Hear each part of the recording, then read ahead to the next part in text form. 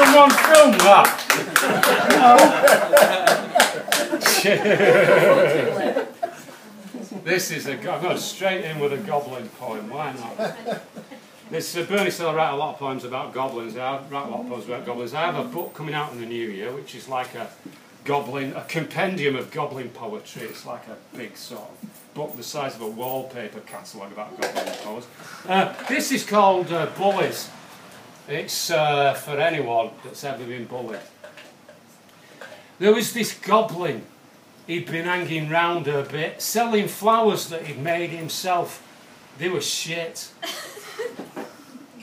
And that would have been the top and bottom of it, but these two big blokes came along, started saying he looked way wrong, said he had a face like a bong. They were proper into it before long because the goblin didn't respond. "Would you buy a flower?" he said. They stood back and laughed their heads off. "Buy that, you sick twat.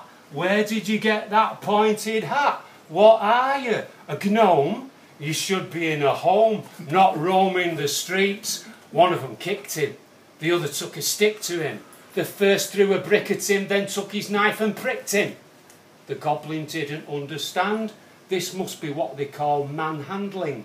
And it hurt, and it was rough, and he'd had enough. So the goblin stood up, and his eyes glistened, and he offered up a prayer to any deity who'd listen, and the big men laughed, because they sensed that he was scared of them. But then the goblin shimmied and leathered the fucking pair of them.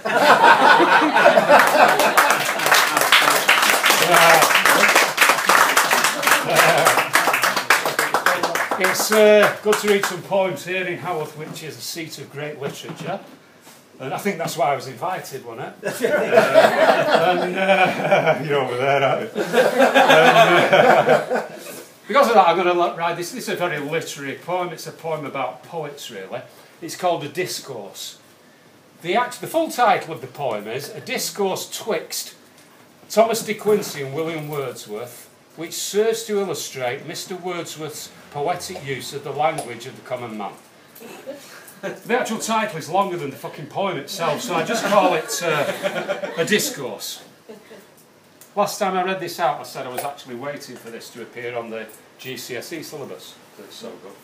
So I'm still waiting.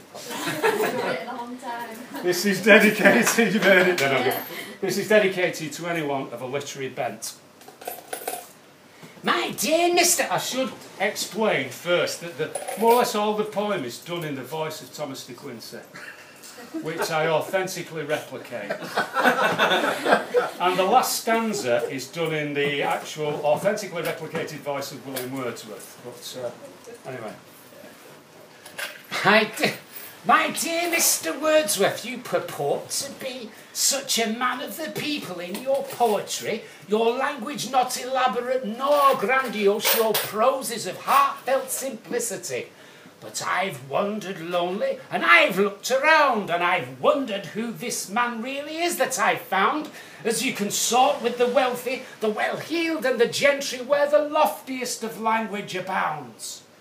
And you'll write a tour guide when it suits, to finance your romantic pursuits. But when tourists arrive from the cities and towns, their right to roam you dispute. So your manner is such that I wonder quite how you reconcile the voice of the crowds with your head in the clouds and your nose so aloft in the sky. De Quincey, I admire you. This is Wordsworth. De Quincey, I admire your candour, and for your plain-spoken honesty, I thank you. But you'll find that my language speaks for itself, so fuck off, you weird little wanker.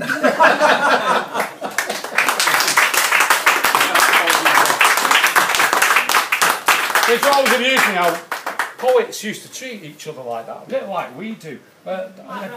Byron, Like rappers. It's just the same, nothing's changed. Nothing's changed at all. Byron, before he got into Wordsworth's stuff, at the insistence of Shelley, apparently thought it was shit. He used to refer to him as Turdsworth. Alright, Turdsworth, you've written another shit poem.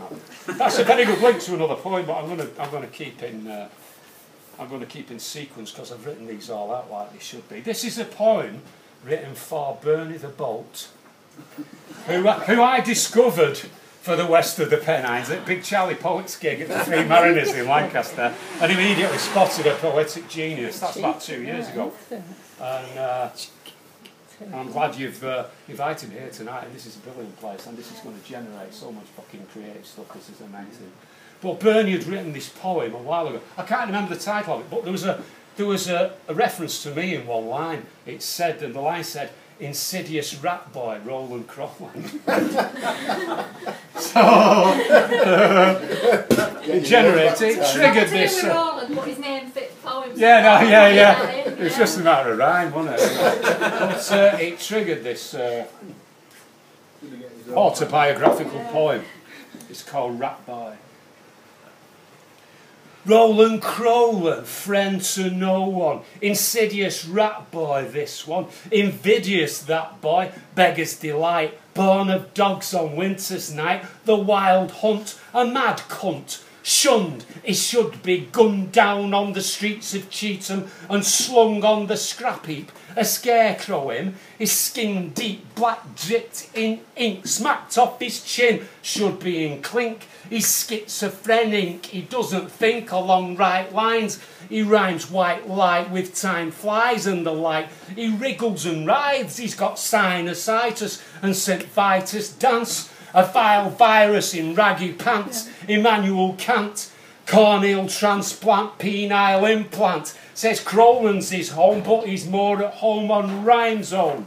Yeah, he cheats, he's not a real poet like Byron or Keats, he's an empty street, a knocked over bin, just a load of shit syllables whipped up by the wind. Rowland Crowland, insidious rat boy, hideous rhizome, creeping rootstock, he's no right to talk, a flibberty gibbet, a foul fiend, a gawk, carrion Crowland, steals like a shy-talk, flies off undone into the night, he squawks, sprite-like, thought lightning, cracks a black slave to his crazy lies, he's not baptised, he's disguised and despised, and when he dies, yeah, when he dies, you'll find a bolt between his eyes.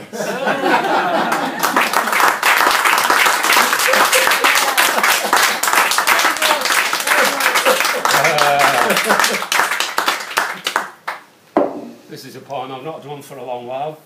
It's dedicated to anyone who's ever been persecuted. It's called Witch. There's a witch standing beside me. Can you see her? She's not the same as she used to be. She's changed. She's more deranged, if anything, because she died. And she died in pain. I've always thought it strange that she came to stay with me. She just stands there quietly. And mostly that's how it's always been. But sometimes she interferes, whispers mad things in my ears, things that can't possibly be. Like that old lady wants to take me home for tea and sit me on her knee and feed me cream cakes. Sometimes she'll take me off where I shouldn't be. It's like she abuses me over and over till I'm sore, and then she abuses me some more. Can you see her? She's usually grinning. It's like smiling. It doesn't make me happy, but it's all right by me. It's fine by me. But if I sing or just say the wrong thing, then it happens. Ping! She's right off on a broomstick, giving me shit. A whirlwind of this and that. Treats me like a black cat. Way over familiar, and I can't think of anything sillier than that. But that's that. Shit happens, crooked twat. Can you see her? She'll say there's someone behind me when there's not. She'll tell me to take apples from the shop and not pay for them. She'll say it's just the day for them when it's not. It's not always the day for apples. She'll look in the mirror when I shave, and then there's not enough room for me face. She displaces me, makes me more all over the place. Sometimes she'll take time away, and 3 weeks will only last a minute, and then she'll take a minute and spin it into 3 weeks. Scary, innit? Can you see her? Sometimes she'll cry. She says she died in fire. She was tortured with devices by wise men and their lies and found guilty at the assizes. She protested her innocence all along, but I've done nothing wrong either, so why's she mithering me? She says she came because she can, and I'm just some random madman. She says she's come home. She says she's my mother, maiden and crone. I just wish she'd leave me alone. But she says she's always gonna be here. A witch standing beside me. Can you see her? Tell me you can see her.